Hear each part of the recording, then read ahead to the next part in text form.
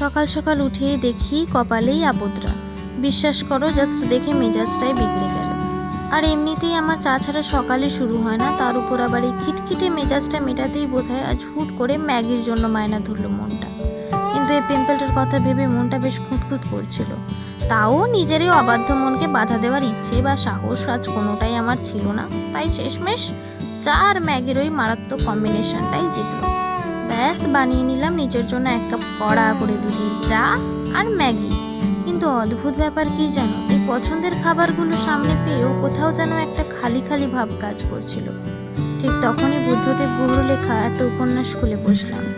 বইটার শব্দগুলোর মধ্যে হারিয়ে যেতেই আমার ভেতরটা কেমন যেন রিল্যাক্সড হয়ে গেল। সবকিছু ছাপিয়ে তখন শুধু ওই উপন্যাসের চরিত্রগুলোই সত্যি হয়ে দাঁড়ালো। আসলে নিজেকে ভালো রাখতে রোজকার এই একঘেয়েমি থেকে মাঝে মাঝে এরকম একটা ছোট্টখাট্ট এসকেপ ভীষণ প্রয়োজন। তোমাদেরও কি তাই মনে হয়? কমেন্টে কিন্তু জানিও। ও হ্যাঁ, আমি সুচরিতা, অনেকে আমাকে প্রীতি বলেও ডাকে। দেখা হচ্ছে খুব তাড়াতাড়ি।